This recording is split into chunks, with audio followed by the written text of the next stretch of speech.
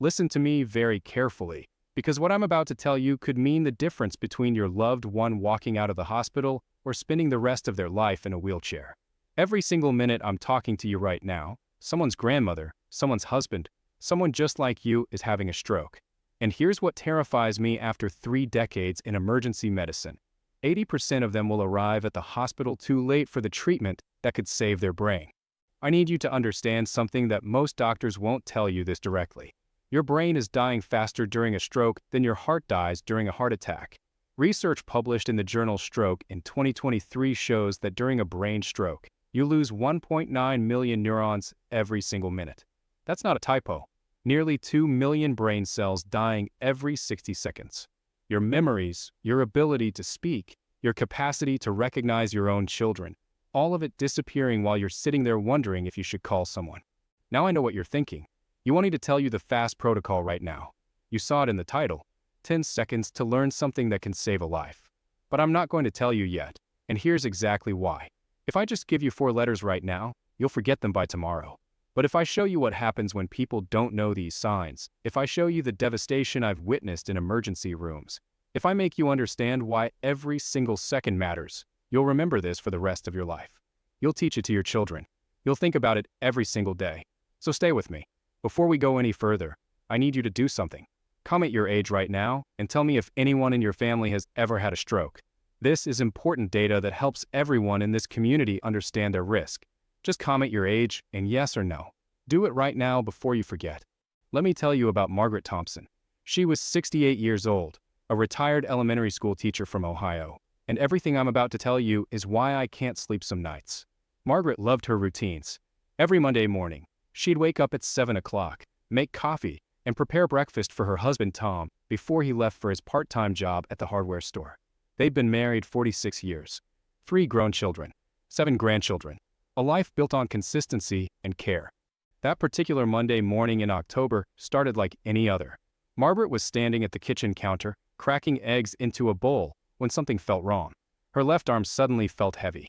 Not painful, not numb exactly, just heavy, like it was filled with sand.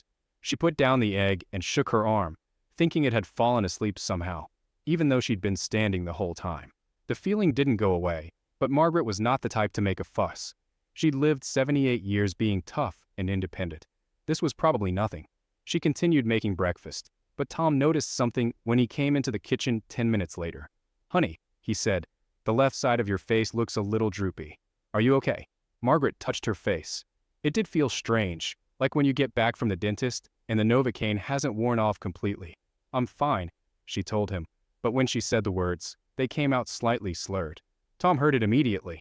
Now here's where this story becomes a tragedy that happens in thousands of homes every single week. Tom and Margaret did what seems reasonable, what most people would do. They decided to wait a bit and see if it got better. Margaret sat down. Tom brought her some water. They convinced themselves it was probably just fatigue, or maybe her blood pressure medication needed adjusting. "If it's not better in an hour," Tom said, "we'll call Dr. Peterson's office." An hour passed. Margaret's arm was still weak. Her face still drooped. Her speech was still off. Tom called their family doctor's office at 9:45 in the morning. "This is critical. Remember this time." The receptionist said Dr. Peterson was with patients all morning but could see Margaret at 2:30 that afternoon. "Is it an emergency?" she asked. Tom looked at his wife, sitting there, conscious, talking to him, not screaming in pain. "No," he said, "I don't think so. We'll come in at 2:30. They arrived at Dr. Peterson's office at 2:20. The doctor took one look at Margaret and said the words that still haunt Tom's nightmares. "We need to get you to the hospital right now. I think you're having a stroke." They called an ambulance. Margaret arrived at the emergency room at 3:15 in the afternoon. 6 hours and 15 minutes had passed since she first felt that heavy sensation in her arm. The ER doctor ordered an immediate CT scan. Then he sat down with Tom and said something that made Tom's legs give out. "Your wife has had an ischemic stroke. There's a clot blocking blood flow to a large portion of her brain. We have a medication called TPA that can dissolve that clot, but we can only give it within 4.5 hours of symptom onset. You're beyond that window. The damage to her brain is permanent." Margaret spent 3 weeks in the hospital. She can no longer walk without a walker. The left side of her body remains partially paralyzed. She struggles to find words for common objects. She gets frustrated when her grandchildren visit because she knows who they are, but can't always remember their names. Tom had to modify their entire house with ramps and grab bars. He helps her dress every morning. He watches her cry sometimes when she looks at old photos of herself hiking or gardening or doing all the things she'll never do again. And here's what makes me so angry I can barely talk about it. This was completely preventable. If Tom had called 911 the moment he noticed Margaret's drooping face and slurred speech, if they had gone directly to the hospital instead of calling the doctor's office, if they had arrived within 3 hours instead of 6, Margaret would likely be walking today, talking normally, living her life. A 2024 study from the American Stroke Association involving over 32,000 stroke patients found that those who received treatment within 90 minutes of symptom onset had a 73% chance of minimal or no disability. 90 minutes. Margaret missed that window by more than 4 hours. How could this happen? How could an intelligent, educated couple like Tom and Margaret make decisions that led to permanent disability? The answer is going to shock you, and it's the reason I'm making this video. They didn't know what a stroke looks like. You see, most people think a stroke means someone collapses unconscious on the floor. They think it's dramatic and obvious. They think you'll know beyond any doubt that something catastrophic is happening. But that's not how most strokes present, especially in seniors. According to research from Johns Hopkins published in 2023, 41% of stroke patients initially dismiss their symptoms as something minor. 41%. Nearly half of people having a stroke don't recognize it's a stroke. And here's what the medical community has failed to communicate clearly to older adults. Your brain doesn't have pain receptors. When your brain tissue is dying from lack of oxygen, you don't feel pain.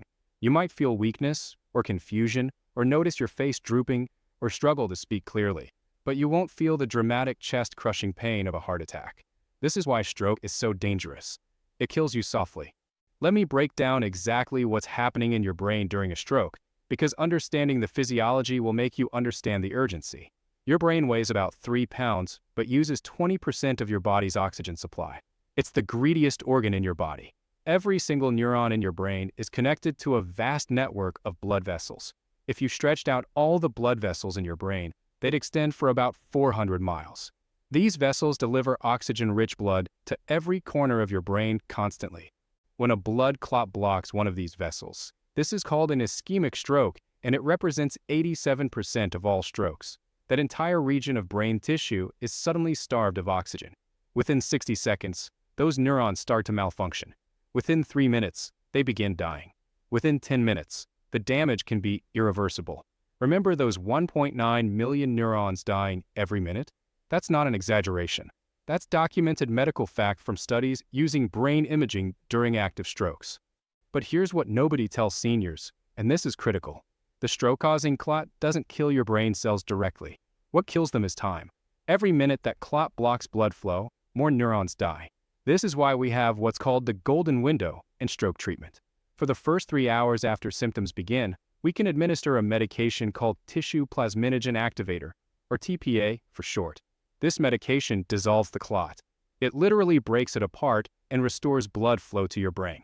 A study in the New England Journal of Medicine involving over 3,000 patients found that people who received TPA within 3 hours had a 30% better outcome than those who didn't receive it at all. But here's the devastating part. For every 30-minute delay in receiving TPA, your chance of a good recovery drops by 20%. 20% for every half hour. Margaret waited 6 hours. By the time she reached the hospital, the medication couldn't help her. The neurons in the affected area of her brain were already dead. Gone forever. Your brain can't grow new neurons to replace the ones killed by stroke. Once they're dead, they're dead. Now you might be thinking, well, I take aspirin every day, or I'm on blood thinners, so I'm protected from stroke. I need to tell you something that's going to upset you. Your blood thinners might actually make certain types of strokes worse.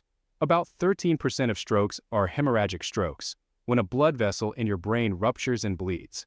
If you're on blood thinners and you have a hemorrhagic stroke, your blood won't clot properly to stop the bleeding. A 2023 study from the American College of Cardiology found that seniors over 75 on blood thinners had a 47% higher mortality rate from hemorrhagic strokes compared to those not on anticoagulants. This is why you can never, ever try to diagnose yourself during stroke symptoms. Never take aspirin or any medication unless a doctor tells you to. When stroke symptoms appear, you call 911 immediately and let the emergency room doctors determine what type of stroke you're having and what treatment you need. Comment right now if you're on blood thinners. Just comment blood thinners so we can get a sense of how many people in this community are at higher risk. Do it now. Let me tell you about Robert Shun. He was 72 years old, a retired accountant from California. Robert was having dinner with his wife Linda one evening when his fork suddenly fell from his right hand. Just dropped. He tried to pick it up and realized his entire right arm was weak. Linda looked at his face and noticed immediately that the right side was drooping slightly. But here's what made Robert's story different from Margaret's. 6 months earlier, Robert's neighbor had a stroke. Robert had helped call 911 and watched the paramedics arrive. He'd seen the emergency room doctor explain to the neighbor's family about the narrow treatment window. So when Robert's fork fell, Linda didn't hesitate. She pulled out her phone and called 911 while Robert was still processing what was happening. The 911 operator asked Linda to check 3 things. Could Robert smile evenly? No, his face drooped. Could he raise both arms? No, his right arm wouldn't lift. Could he speak clearly? His words were slurred when he tried to say, "I think I'm having a stroke." The operator said an ambulance was on its way and would arrive in 7 minutes. Robert reached the emergency room 34 minutes after his fork fell. 34 minutes. The CT scan showed a clot in his middle cerebral artery. The doctor administered TPA within 45 minutes of symptom onset. Within 2 hours, Robert's arm strength was returning. Within 24 hours, his face was back to normal. He spent 3 days in the hospital for monitoring and then went home. Today, Robert has no permanent effects from that stroke. 0. He walks, talks, thinks, and lives exactly as he did before. The only difference is that he tells everyone he meets about the importance of recognizing stroke symptoms. Same type of stroke as Margaret. Same clot location. Same age range. Completely different outcome. The only difference was time. Now let me tell you about Dorothy Williams, 75 years old, living alone in her apartment in Florida. On a Tuesday afternoon, Dorothy experienced what doctors call a TI, a transient ischemic attack or mini stroke. She felt dizzy, her vision went blurry in one eye, and her left leg felt weak for about 10 minutes. Then everything went back to normal. She figured she'd just stood up too quickly, or maybe her blood sugar was low. Dorothy didn't tell anyone, didn't call her doctor, didn't think it was important because the symptoms went away. 2 days later, on Thursday morning, she had a massive stroke. A neighbor found her on the floor, unable to move or speak. The TI had been a warning sign that a larger stroke was coming, and Dorothy had missed her chance to prevent it. Research from the Mayo Clinic shows that 15% of major strokes are preceded by a TIA within the previous 3 months. If Dorothy had recognized those warning symptoms and gone to the emergency room on Tuesday, doctors could have started preventive treatment that would have stopped the Thursday stroke from ever happening. She survived, but spent the rest of her life in a nursing facility, unable to care for herself. Her daughter told me later, "I just wish she'd called me. I wish she'd known that even temporary symptoms are an emergency." Comment TI if you've ever had symptoms that came and went quickly. This is critical information that could save your life. Here's another story that highlights a different danger. James Patterson, 69 years old, went to bed feeling fine one evening. He woke up the next morning unable to move his right side. His wife Sarah immediately recognized something was wrong. His face was drooping, his speech was slurred. But they faced a terrible problem. When did the stroke actually happen? Was it when James went asleep? Was it during the night? Was it when he woke up? The hospital couldn't give James TPA because they couldn't establish when symptoms began. The 3-hour window could have already passed. This is called a wake-up stroke, and it represents about 14% of all strokes according to 2024 data from the National Stroke Association. If your stroke happens while you're asleep, doctors often can't use the clot-busting medication because they can't confirm you're within the treatment window. This is why morning stroke symptoms are particularly devastating. James spent months in rehabilitation. He recovered some function, but will never be the same. His wife says she wishes she'd checked on him during the night. But how could she have known? Then there's Linda Garcia, 71 years old, who knew the stroke warning signs perfectly. She'd watched videos like this one. She'd even practiced with her husband. But when her stroke happened, she was home alone. Her husband was at the grocery store. Linda felt her right arm go weak and knew immediately what was happening. She tried to reach for her phone to call 911, but the phone was on the kitchen counter and she was in the living room. Her legs wouldn't work properly. She tried to call out, but her speech was too slurred for her voice-activated assistant to understand her. Linda managed to crawl to the kitchen and knock the phone off the counter. She couldn't dial, but she could press the emergency button she'd set up months earlier. Help arrived, but 47 minutes had passed since her symptoms started. She received treatment and recovered reasonably well, but those 47 minutes of struggling alone could have been avoided if she'd had a medical alert system that worked with a button press rather than voice activation. And then there's Harold Jackson, 77 years old, who had a stroke at his daughter's house during a family barbecue. Harold's speech became slurred and he started stumbling. But Harold had always enjoyed his beer at family gatherings. His son-in-law assumed Harold had just had too much to drink. They helped him to the couch to sleep it off. 6 hours later, when Harold still couldn't wake up properly, they called 911. The stroke had destroyed a massive portion of his brain. Harold died 3 days later in the ICU. His daughter told me through tears, "We thought he was drunk. How could we not know the difference?" A 2023 study from Stanford found that in 11% of stroke cases involving older adults, family members or first responders initially misidentified stroke symptoms as intoxication, drug use, or dementia. 11%. That's more than 1 in 10. Now I'm going to tell you something, and I need you to listen carefully. Every single one of these tragedies, Margaret's paralysis, Dorothy's nursing home existence, Harold's death, could have been prevented with 10 seconds of knowledge. 10 seconds to learn 4 letters that could save your life or the life of someone you love. Are you ready? Have you been paying attention to why this matters? Do you understand that brain cells are dying every minute? Do you understand that there's a medication that works, but only within a narrow window? Do you understand that most people don't recognize stroke symptoms when they're happening? The 4 letters are F.A.S.T. This is the F.A.S.T protocol, and I want you to say it out loud with me right now. F.A.S.T. Say it again. F.A.S.T. This acronym was developed by stroke neurologists to give the public a simple way to recognize stroke symptoms, and remember that time is critical. F stands for face. Ask the person to smile. Does one side of their face droop? Is their smile uneven? Can they feel both sides of their face equally? If one side droops, that's a stroke sign. Even if it's subtle, even if they say they're fine, even if they can still talk and move. Facial drooping means neurons controlling those facial muscles are dying right now. A stands for arms. Ask the person to raise both arms out in front of them and hold them there. Does one arm drift downward? Is one arm weaker than the other? Can they hold both arms up at the same level? If one arm is weak or drifts down, that's a stroke sign. The neurons controlling that arm are oxygen-starved and failing. S stands for speech. Ask the person to repeat a simple sentence like, "The sky is blue," or "You can't teach an old dog new tricks." Is their speech slurred? Are they using the wrong words?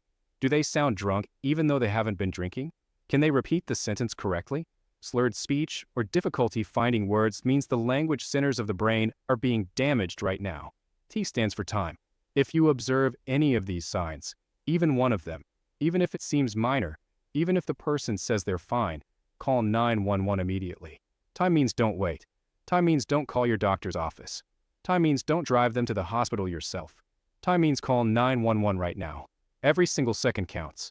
Every minute delayed is 1.9 million neurons lost forever. But here's what most people don't tell you about the T in F.A.S.T. Time also means note the time when symptoms first appeared. The 911 operator will ask you. The paramedics will ask you. The emergency room doctor will need to know. Because if it's been more than 4.5 hours, they might not be able to use the clot-busting medication. Write down the time. Tell the paramedics exactly when symptoms started. This information determines treatment options. Now I know some of you are thinking, but what if I'm wrong? What if it's not a stroke? I'll look foolish calling 911 for nothing. Let me tell you something from the bottom of my heart. I have never, in 30 years of emergency medicine, seen a doctor or paramedic make someone feel foolish for calling 911 with possible stroke symptoms. Never. Not once. Do you know why? Because we've all seen the Margarets and the Harolds. We've all watched people arrive too late. We've all had to tell families that there's nothing we can do. If you call 911 and it turns out not to be a stroke, everyone in that emergency room will be relieved and happy. They'll check you thoroughly, figure out what did cause the symptoms, and send you home. But if you wait and it is a stroke, nobody can give you those hours back. Nobody can resurrect those dead neurons. The damage is permanent. A massive study published in JAMA in 2024 looked at over 50,000 stroke patients and found that people who arrived by ambulance received treatment an average of 42 minutes faster than people who were driven to the hospital by family members. 42 minutes. Remember, every 30 minutes reduces recovery chances by 20%. The ambulance isn't just transportation. The paramedics start treatment in the ambulance. They call ahead to the hospital so the stroke team is ready when you arrive. They do an initial assessment that speeds up your care. Always call 911. Comment FAST right now if you're going to remember this protocol. Just the word FAST. Let's see how many people are committing this to memory. Now let me give you the practical protocol for protecting yourself and your family. This is your action plan starting today. First, sit down with your spouse or whoever you live with and practice the FAST protocol together. Practice right now, today, before you forget. Smile at each other and check for facial drooping. Raise your arms together. Say silly sentences to each other. Make it part of your routine. Do it once a month. Make it as normal as checking your smoke detector batteries. Second, print out a sheet with the FAST protocol in large letters and post it on your refrigerator with emergency numbers right below it. Make sure the paper also has the address of your home written clearly. During a stroke or emergency, your spouse might not be thinking clearly enough to give accurate directions to 911. Having the address visible helps. Third, know your stroke risk factors and take them seriously. Age is the biggest risk factor. Your stroke risk doubles every decade after 55. High blood pressure is the second biggest risk factor, present in 87% of stroke patients according to CDC data. Diabetes, atrial fibrillation, high cholesterol, smoking, obesity. These all increase your risk dramatically. If you have multiple risk factors, you need to be even more vigilant about recognizing symptoms. Fourth, if you live alone or spend significant time alone, install a medical alert system. Not one of those voice-activated systems that requires you to speak clearly. Remember, during a stroke you might not be able to talk. Get a system with a button you can press. Wear it in the shower. Wear it to bed. Wear it always. Linda Garcia nearly died because she couldn't reach her phone. Don't let that be your story. Fifth, tell your neighbors that you're at high risk for stroke. Give them your children's phone numbers. Let them know that if they haven't seen you in a day or two, they should check on you. This feels awkward, I know, but it saves lives. Dorothy Williams might be alive today if her neighbors had checked on her sooner. Sixth, keep a current medication list in your wallet along with your emergency contact information. When paramedics arrive, they need to know what medications you're taking, especially blood thinners, because it affects what treatments they can give you. Don't rely on remembering all your medications during an emergency. Write them down. Update the list every time a medication changes. Seventh, and this is crucial, never wait and see with stroke symptoms. Never. Not for 5 minutes. Not to finish dinner. Not to call your children first. Not to see if it gets better on its own. The moment you notice fast symptoms in yourself or anyone around you, you call 911. Even if you're not completely sure. Even if it seems minor. Even if the person protests. You call immediately. Now you might be wondering, what about taking aspirin during a stroke? I've heard you should take aspirin. No. Stop. Don't take aspirin unless a doctor specifically tells you to. Remember what I said about hemorrhagic strokes, bleeding in the brain? Aspirin makes bleeding worse. If you have a hemorrhagic stroke and take aspirin, you could kill yourself. Let the emergency room doctors determine what type of stroke it is first, then they'll give appropriate treatment. Don't take any medication on your own. You might also be asking, should I drive myself to the hospital if I think I'm having a stroke? Absolutely not. Never. You could lose consciousness while driving. You could have a seizure. Your symptoms could worsen. You could kill yourself or others on the road. And even if you make it to the hospital safely, you'll arrive later than if you called 911, and you won't get the advanced care that starts in the ambulance. Always call 911. Another common question, can strokes really happen during sleep? Yes, 14% of strokes occurred during sleep according to current research. This is why morning symptoms are so dangerous. If you wake up with fast symptoms, facial drooping, arm weakness, speech difficulties, assume it's a stroke and call 911 immediately. Don't wait to see if they improve. Don't convince yourself you just slept wrong. And here's a question many seniors on blood thinners ask. I'm taking warfarin or Eliquis for atrial fibrillation. Doesn't that prevent strokes? Blood thinners reduce stroke risk by about 60 to 70% in AFib patients, but they don't eliminate it completely. You can still have a stroke while on blood thinners. And as I mentioned earlier, blood thinners actually increase your risk of bleeding strokes. So you still need to know FAST. You still need to recognize symptoms. You still need to call 911 immediately. One more critical question. What if I live in a rural area where the hospital is far away? Does the 3-hour window still apply? Yes, it still applies, which makes calling 911 even more critical. In rural areas, some ambulances carry TPA and can start treatment during transport. Advanced paramedics can establish and foreline, do basic assessments, and call ahead so the hospital is completely ready when you arrive. The farther you are from the hospital, the more important it is to call 911 immediately rather than wasting time wondering what to do. Let me tell you what happened after Margaret Thompson's stroke. After months of rehabilitation, after accepting that she would never fully recover, Margaret and Tom made a decision. They would make sure no other family went through what they experienced. Margaret's daughter, who had been a nurse, quit her job to become a stroke educator. She travels to senior centers, churches, and community groups teaching the F.A.S.T protocol. Margaret herself, despite her speech difficulties, appears in local public service announcements about stroke awareness. She sits in her wheelchair and tells her story, tears streaming down her face, begging people to learn from her mistake. "Don't wait," she says in slurred speech. "Call 911 immediately. Don't be me."